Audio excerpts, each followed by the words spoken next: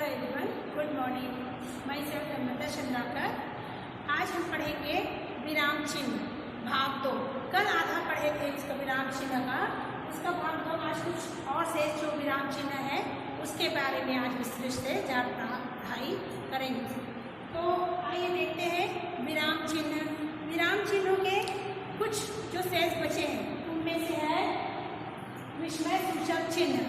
विस्मय सूचक चिन्ह क्या होता है? विस्मय मतलब किसी चीज को सुनकर क्या होना, आश्चर्य होना, शौक होना, या फिर कभी कभी खुशी के मारे फुलाना समाना। तो जब विस्मय किसी की कब आती है? जब हम अधिक खुश होते हैं, दुख होते हैं, हमारे अंदर जब कोई शोक रहता है, जब हम किसी चीज को देखकर हमें घृणा होती है ना, तो ऐसे चीज तब उस समय मन में एक भाव आता है, उस भाव को विस्मय कहते हैं। विस्मय का प्रयोग हम हर्ष, घृणा, शोक आदि भावों को व्यक्त करने के लिए करते हैं। इसका चिन्ह इस प्रकार होता है। ये विस्मय सूचक चिन्ह है, खड़ी लकीर के नीचे एक डॉट, तो ये हो गया हमारा विस्मय सूचक चिन्ह। तो इस प्रकार के चिन्ह से प्रदर्शित करते हैं। आइए इसके कुछ उदाहरण देख लेते हैं। विस्मय सूचक चिन्ह, जब आह कितनी गर्मी है, हम आह कितनी गर्मी है बोलते हैं। आह के बाद, उसके बाद जब यह वाला चिन्ह का हम प्रयोग करते हैं, बाकी के जो वाक्य है उसके बाद में हम बोलते हैं। तो यहाँ पर एक क्या हो रहा है, गर्मी के बारे हमारे मन में अलग से भाव उत्पन्न हो विस्मय का, तो वो है विस्मय चिन्ह। वैसे ही इसके कुछ और उदाहरण देखते हैं। कितनी लंबी दीवार, इतनी लंबी दीवार। जब हम इतनी लंबी दीवार ऐसे बोल रहे हैं तो क्या हो रहा है, दीवार को देख के हमें क्या हो रहा है, आश्चर्य हो रहा है कि दीवार जो है कितनी लंबी है।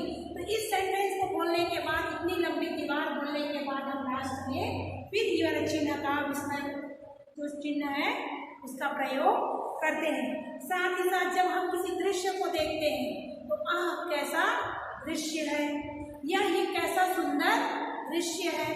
तो इस प्रकार इसके लगाने के नियम अलग अलग हो सकते हैं।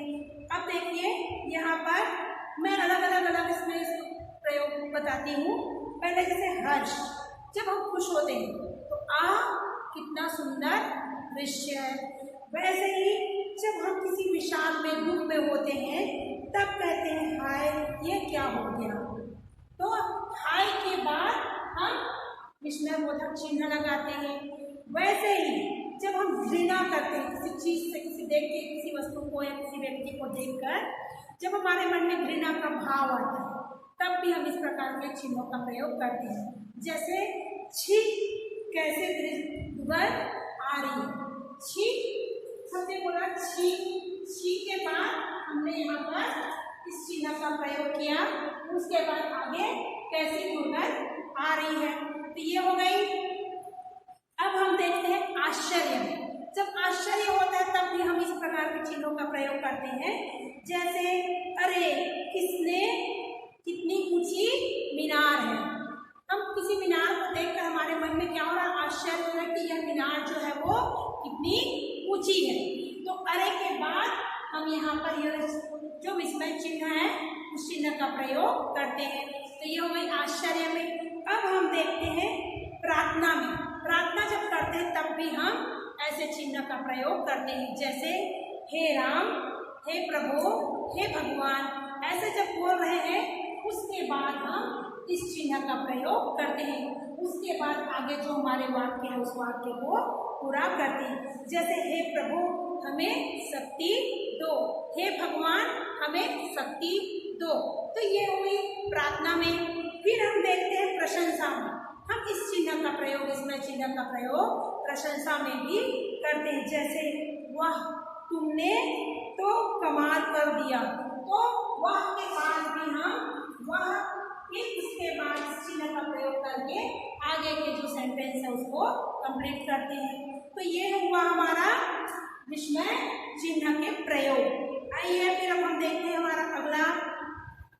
इसी में जब दूसरा नियम है संबोधन के लिए, संबोधन के लिए भी इस चिन्ह का प्रयोग किया जाता है। जैसे साथियों, साथियों जब हम किसी को संबोधित कर रहे हैं तो हमने यहाँ पर लिखा साथियों,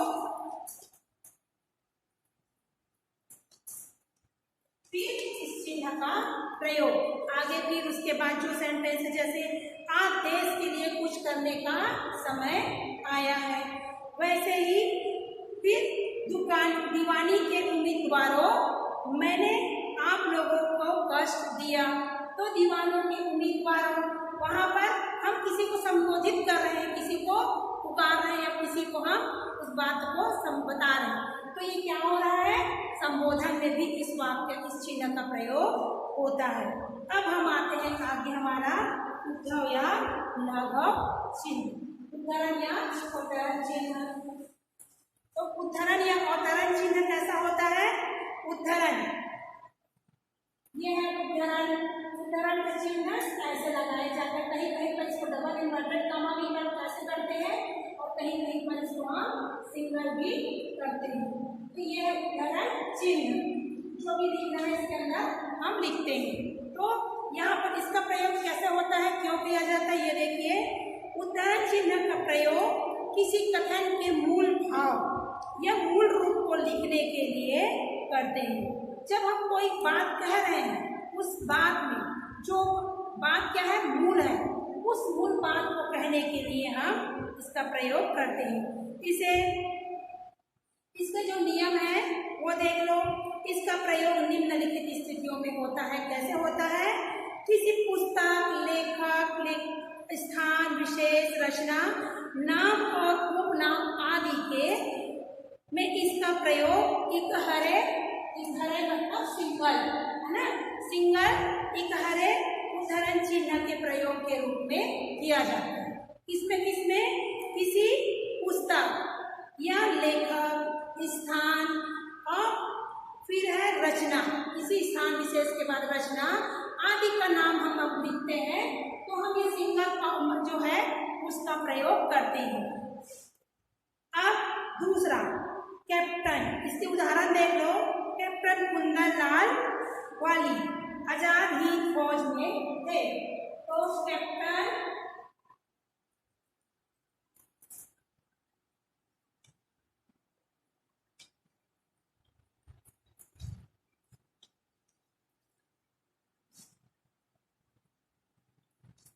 इसको हम कैसे करेंगे, यहाँ पर सिंगल इन्वर्टेड कॉमा में लिखेंगे। तो ये हो गया हमारा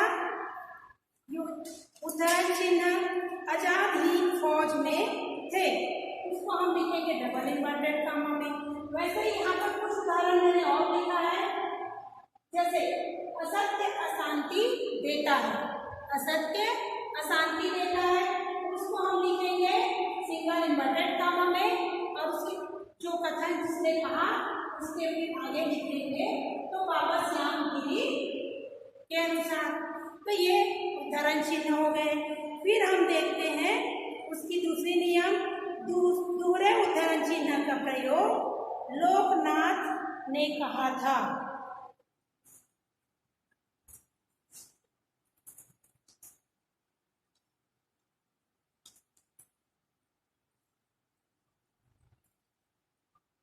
हाँ, लोकमान्य ने कहा था। अब हम आ जाते हैं आगे उसके कि स्वराज्य मेरा जन्मसिद्ध अधिकार है। अब ये तो हो गया कि उसने कहा था। अब उसने क्या कहा था कि स्वराज्य मेरा जन्मसिद्ध अधिकार है।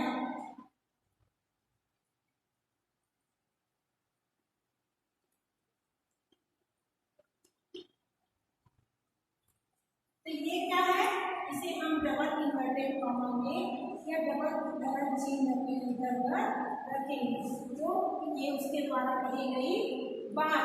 तो ये यहाँ पर हमने सिंगल इन्वर्टेड कॉमा लगाया और यहाँ पर डबल। तो ये हो गया उद्धरण चिन्ह या अवतरण चिन्ह या फिर इन्वर्टेड कॉमा का प्रयोग। आइए अब हम देखते हैं अगला हमारा है योजक चिन्ह। योजक चिन्ह इसको कहते हैं हाइफन।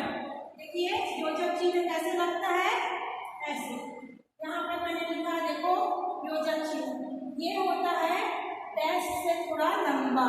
योजक चिन्ह इसका प्रयोग हम करते हैं जब किसी समान वाले वस्तु का नाम एक बार बार जब लेना है तब, या किसी चीज को पढ़ना है तब। इस योजक चिन्ह का प्रयोग समान स्तर के दो शब्दों के जोड़ने के लिए तथा उसकी तुलना करने के लिए किया जाता है।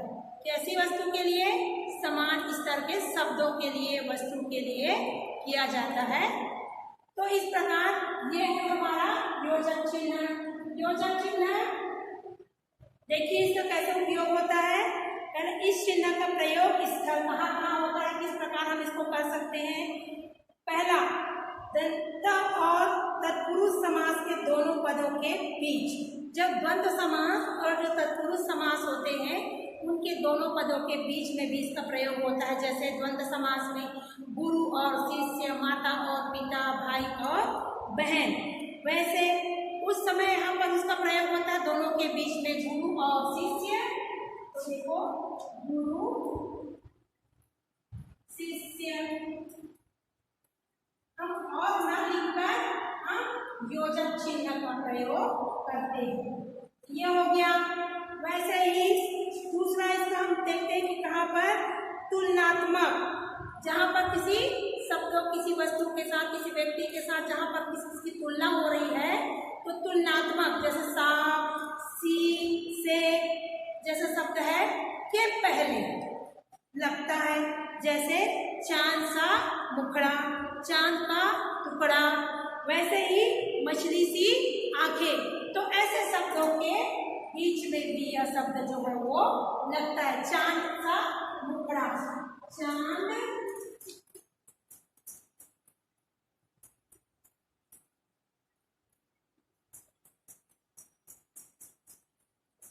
मुखड़ा। तो यहाँ पर ऐसे शब्दों के बीच में इसका प्रयोग जो है वो लगता है। अब हम देखते हैं अगला उदाहरण। जैसे कि शब्दों में, शब्दों के द्वित्व अथवा शब्द युग्म के रूपों में, जहाँ पर एक ही शब्द को दो बार जैसे जैसे वैसे लिखना है, या कभी कभी, धीरे धीरे, ऐसे शब्दों के बीच में भी हम इस प्रकार के योजक चिन्ह का प्रयोग करते हैं। तो ये हो गया हमारा योजक चिन्ह। आइए हम आते हैं कोष्ठक, ब्रैकेट। कोष्ठक का प्रयोग अंकों और अक्षरों के क्रम शब्द के रूप में विशेष अर्थ या भाव को प्रकट करने के लिए किया जाता है, या फिर एकांकी और नाटक में संकेत एवं भाव को प्रकट करने के लिए भी इसका प्रयोग होता है। देखिए, जैसे मान लो एक उदाहरण यहाँ पर है कोष्ठक। तो कोष्ठक का प्रयोग देखिए, डॉक्टर श्रीमती अरुणा सिंह दूर गई है। तो यहाँ पर डॉक्टर पे डॉक्टर है, तो वहाँ पर हमको उसके बारे में बताना है कि डॉक्टर तो फीमेल भी हो सकता है, मेल भी हो सकता है। तो यहाँ पर हम बताएंगे कि डॉक्टर जो है वो कौन है? श्रीमती है। श्रीमती अरुणा सिंह दूर गई है। तो वैसे ही फुलवाड़ी के गीत एकांकी, तो वहाँ पर कवि अशोक लव, किसने लिखा है इसे? कवि अशोक लव ने। तो यहाँ पर में बच्चों के गीत है। वैसे ही कुछ और उदाहरण है, अनुभूतियों की आहटें। अनुभूतियों की आहटें क्या है? ये कविता संग्रह है। तो हम वहाँ पर कविता संग्रह को हम किसमें लिखेंगे? कोष्ठक के अंदर, पुस्तकालय में उपलब्ध है। ये हो गया हमारा उदाहरण। उसी प्रकार सेनापति, सेनापति क्रोध में, अब वहां पर सेनापति जो है राजा के सामने क्या कर रहा है? सिर झुकाकर, सिर झुकाकर हमें आदेश की प्रतीक्षा है। तो जो सिर झुकाकर वाले जो भाव, मुख मुद्रा जो होता है, मुख मुद्रा के प्रदर्शन, उसके लिए भी कोष्ठक का प्रयोग किया जाता है। तो ये हो गया कोष्ठक के प्रयोग। अब हम आते हैं अगला हमारा लाघव या संक्षेपक। लाघव या संक्षेपक, जिसको किसी शब्द को छोटा करके लिखना, लाघव लघु छोटा। तो इसका प्रयोग हम देखते हैं शब्दों के संक्षिप्त रूप के लिए इसका प्रयोग है, जो चिन्ह का प्रयोग जो है वो किया जाता है। जैसे डॉक्टर है ना, डॉक्टर इसमें पूरा डॉक्टर ना लिखकर हम क्या लिख सकते हैं, डॉक्टर के डॉट कर दिए। वैसे ही मान लो किसी के नाम है तो नाम का पूरा पूरा ना लिखकर उसका शॉर्टकट फॉर्म में लिखना है। तो जैसे चंदन कुमार छिब्बर, चंदन कुमार छिब्बर, इसको हम पूरा पूरा ना लिखकर सी के छिब्बर ऐसे भी लिख सकते हैं। तो इस प्रकार जो वाक्य को जो छोटे करना, जैसे प्रोफेसर है, प्रोफेसर में हम प्रो करके जो लाघव का छोटा सा शून्य जैसा बिंदु वो है गोला, उसको लिख सकते हैं। वैसे ही जो हम देखते हैं कि कृपी कृपया पेज उलटिए, उसको पूरा ना लिखकर हम प्री करके छोड़ देते हैं, वो है उसका उदाहरण। वैसे ही जवाहरलाल नेहरू, तो जवाहरलाल नेहरू को पूरा पूरा ना लिखकर क्या लिख सकते हैं, ज लाघव चिन्ह ल लाघव चिन्ह नेहरू।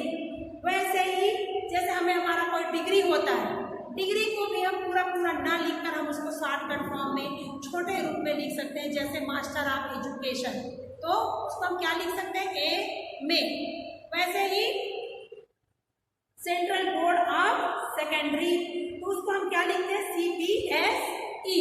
तो ये सब उसके क्या है, छोटा रूप लाघव या संक्षेपक के चिन्हों के द्वारा हम उसको प्रदर्शित करते हैं। अब है हमारा त्रुटि पद या हंस पद।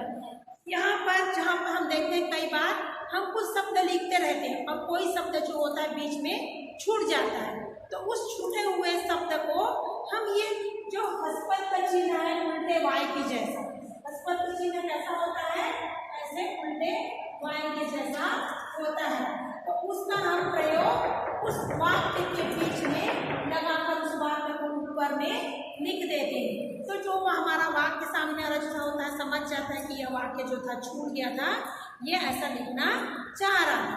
तो इस प्रकार का इसका प्रयोग होता है। जैसे एक उदाहरण है, हम सुबह रायपुर गए थे, अब जो कल वाला जो शब्द था वो छूट गया, तो मैंने इसको ऐसे चिन्हों का प्रयोग किया और कल जो था उसको वहां पर लिख दिया। तो यहाँ पर इसका मतलब ये हुआ कि हम कल सुबह रायपुर गए थे। वैसे ही गंगा, गंगा जो है गंगोत्री से निकलती है, तो गंगा गंगोत्री, मान लो हमारा सही शब्द छूट जाता है तो वहां पर हम से शब्द को ऐसे लिखकर निकलती है आगे बढ़ लेते हैं। तो ये हुई हमारी त्रुटि पद या हंस पद। अब है विवरण चिन्ह। विवरण चिन्ह विवरण करना, किसी चीज के बारे में जब बोल रहे होते हैं तो वहां पर विवरण चिन्ह का, तो विवरण चिन्ह कैसा होता है, देखिए एक विवरण चिन्ह आड़ा लकीर में दो छोटे डॉट और ऐसे, तो यह है विवरण चिन्ह। विवरण चिन्ह का प्रयोग हम कब करते हैं, उप विराम का प्रयोग करें। विवरण चिन्ह व्यक्तियों, स्थानों और वस्तुओं आदि के विवरण देने के लिए विवरण चिन्ह का प्रयोग किया जाता है। केवल किसी वस्तु का नहीं बल्कि व्यक्ति, वस्तु या फिर किसी स्थान की, जब उसके बारे में किसी भी प्रकार का हमें बताना है, उसका आगे विवरण देना है, तब हम इस चिन्ह का प्रयोग करते हैं। जैसे इसके कुछ उदाहरण देख लेते हैं। पार्सल में निम्नलिखित वस्तुएं हैं, ठीक है, हमने लिख दिया पार्सल में निम्नलिखित वस्तुएं हैं। अब पार्सल में क्या है, बहुत सारी चीजें हो सकती है, तो हमने हमारा पार्सल में निम्नलिखित वस्तुएं हैं लिख दिया और इस चिन्ह का प्रयोग कर दिया, तो ये हो गई। वैसे ही कुछ और उदाहरण है, जैसे निम्नलिखित व्यक्तियों ने भाषण दिया। अब major Hansraj Mehta, doctor CK भाई, वैसे रामचंद्र जी, तो इस प्रकार कुछ नाम, व्यक्तियों के स्थान आदि के जो विवरण देना है, तो यहाँ पर हम ऐसे चिन्ह लिखकर, चाहे वो वस्तु हो, स्थान हो या फिर वहाँ पर जो व्यक्ति उनके नामों को हम लाइन से लिखते जाते हैं। ये हो गया। अब हमारा बचता है उप विराम, कोलन, जिसको कहते हैं क्लोन। तो उप विराम कोलन क्या है, उप विराम का चिन्ह तो छोटा छोटा डॉट, तो यहाँ पर ऐसे छोटा छोटा डॉट लगाकर प्रोनाउन का चिन्ह बनाते हैं, विराम कहते हैं। देखो इसमें हमने लिखते इसका प्रयोग कब करते हैं, जब किसी उपनाम उपविराम का प्रयोग जैसे निर्देश, संवाद, लेखन, शीर्षक, उदाहरण आदि के समय इसका प्रयोग होता है। इसका प्रयोग हम इस रूपों में कर सकते हैं, जैसे हिंदी के प्रतिनिधि साहित्यकार के साक्षात्कार, फिर हम इसका चिन्ह लगाए और लिखे महत्वपूर्ण संदर्भ ग्रंथ। वैसे ही कुछ उदाहरण यहाँ पर है, शिखरों से आगे श्रेष्ठ उपन्यास। तो शिखरों से आगे के बाद हमने इस चिन्ह का प्रयोग किया और उसके बाद वो क्या है हमने लिख दिया। तो क्या है वो, शिखरों से आगे एक उपन्यास है। इसी प्रकार कुछ और उदाहरण है, जैसे विज्ञान लिख दिए, विज्ञान के बाद हम बताएंगे आगे उस चिन्ह का प्रयोग करने के बाद कि वरदान या अभिश्राप। वैसे ही कुंदन समाज सेवा के रूप में तुम लुटेरे हो। तो ये इसके उदाहरण थे।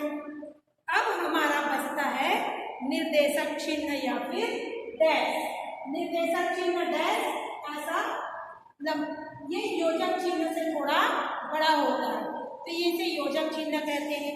इसका प्रयोग हम कहाँ करते हैं, निर्देशक चिन्ह का प्रयोग हम किसी की व्याख्या करने के लिए करते हैं। निर्देश देने और संवाद लेखन के लिए भी इसका प्रयोग जो है वो होता है।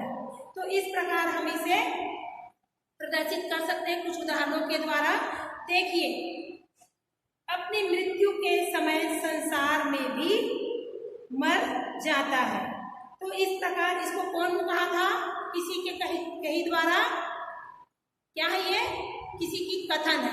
तो उस कथन को लिखने के बाद हम वहां पर उस कहने वाले के नाम लिख सकते हैं। या फिर देखो, निम्नलिखित के उत्तर दीजिए, निम्नलिखित के उत्तर दीजिए और हमने डैश का चिन्ह लगा दिया, फिर उसके बाद आगे जो है उसका। तो इस प्रकार ये हो गए निर्देशक चिन्ह। कई बार इसको हम और लिख सकते हैं इस प्रकार। इसका प्रयोग निम्नलिखित स्थितियों में भी होता है, जैसे किसी वाक्य को उद्धृत करने से पूर्व। तो जैसे उद्धृत करने, बोलने, अध्यापक अपनी बात कह रहा है तो हम लोग अध्यापक लिखते हैं। अध्यापक के बाद किसी निर्देशक चिन्ह या डैश का प्रयोग करते हैं। उसके बाद हम उसके आगे लिखते हैं भारत के वर्तमान राष्ट्रपति बने। तो ये हो गए। दूसरा है कहना, लिखना, बोलना, बताना आदि क्रियाओं के अंत में भी निर्देशक चिन्ह का प्रयोग होता है। जैसे कमला ने कहा, उनके नाम निम्नलिखित है। किसी शब्द का वाक्य में की व्याख्या करने के लिए भी इसका प्रयोग हम करते हैं। जैसे परिश्रम से सब कुछ मिलता है, तो इसे सुख, संपत्ति और यश। तो हम परिश्रम से सब कुछ मिलता है के बाद हम इस निर्देशक चिन्ह को लगा के क्या मिलता है, सुख, संपत्ति, वैभव, यश। तो ये भी हमारे विराम चिन्हों के प्रयोग। तो ये हमारा आज विराम चिन्ह कंप्लीट हुआ। Thank you.